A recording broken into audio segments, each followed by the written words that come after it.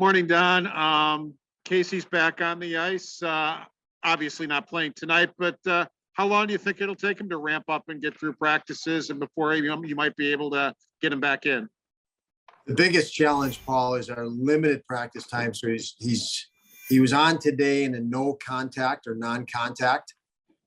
We need to get him involved in contact. Obviously, we don't have a lot of practice days because we have game days here. So I don't have an answer for you on that.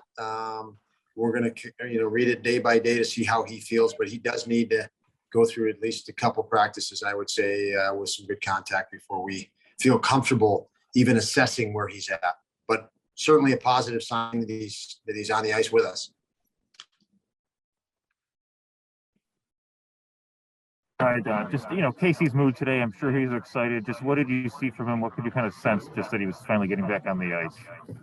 It is exciting for him. It's been a long time. Obviously, he had 8 minutes of ice time this season and we lose him. And, the anticipation for him, I spoke a lot to you guys over the summer in off season, how excited he was. He was one of those guys that didn't want to leave here at the end of last year and trained extremely hard, and he gets hurt 8 minutes into a game one. So very excited to have him back. I think everybody collectively in that locker room, when I mentioned he was going to join us in practice today, guys were energized, and I know he is.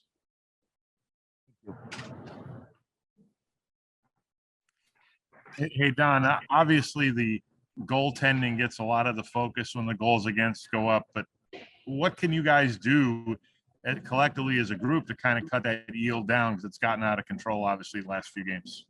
Great question, Mike. It's a focus point. I think you look at all this and you want to stick to simple and direct.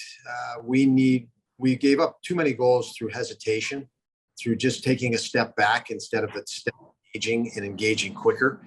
So what we tried to do is, find just the subtleties that we can do better. And it's probably being a little bit more physical in the corners, closing out defensively, the first initial contact, more physical and quicker and more decisive. And that should limit some zone time. And then a lot more aggressive just with our gapping and puck pressure as the transition comes against. Where we got a little bit in trouble, I feel, Mike, is, we had to use tracking to help against, Edmonton, Toronto, and even the Rangers with the high speed counter, and Pittsburgh as well, the counterattacks they have. So you're looking at your forwards and your D maybe absorbing more and your forwards helping tracking more. Start of the year, we were more aggressive on a gap, and we've got to get back to that. And just on an opposite point, you guys have had 3 games recently with 4 goals. You haven't got a point in any of them, but I mean, where's the confidence level in the offense now in terms of your ability to produce goals is improving, and you seem like you think you're going to get scoring most nights? Yeah, the goals, I'm happy with that because the goals we have been aggressive once we enter a zone, and mostly when we put pucks where we can pursue them, we've been extremely aggressive and confident in those areas, and it's forced, as I've mentioned many times, you got to make it hard on the other team. And when we can get pucks to where we can pressure them, it leads to quality for us. And, it's an area that our guys have identified with recently and gained a lot of confidence, even going to the net, feeling that they can score on any moment or any play. And obviously the results have followed. So that's a positive. We have to continue that. Like I said, we shift our attention to some defensive concepts, but we also hammered that through to continue to do that. A lot of times when you start shifting attention one way or another, something else drops off. So, and even the power play, we've forced those guys and been on those guys to be a more aggressive, determined bunch physically, and it's been good for us. Thank you.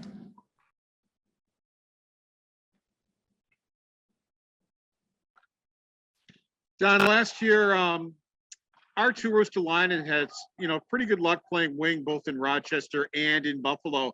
Have you given any thought to maybe moving him back to wing this year? Paul, you might like things tonight, actually. You might like them tonight. You are like a prophet. So you guys didn't ask me about lineup. I wasn't going to give you the lineup, but R2 will be on the wing tonight. For Hayden? No. Hayes will be in there. Are you willing to tell us for who, or do we? No, not right now. We're gonna save that one for the warm-up, just because I need to, there's some other meetings I need to have or discussions I need to have anyway. So it's only for that. I don't mean to try to withhold something from you that really, it's really simple, but I apologize for that. We've talked about Arundel kind of, finding a bit of a groove after not playing very many games over the last however many months. Just why are you going with him tonight? Well, he is unfortunately for Ticker, he's been pulled in his last 2 starts, and his confidence didn't look great. He didn't look like himself the other night, and we obviously want him to be himself.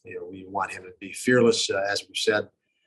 And Dell is in a bit of a groove. He had a rough start, a week and a half ago or whatever it was. He's progressed. He's played better. So he's the hotter guy right now, and we base the decision on that. And we hope that it gives Ticker a chance to sit back and breathe and get back to form, which we know he will. It's just a matter of how quick. So we hope this helps that process as well. Thanks, Don.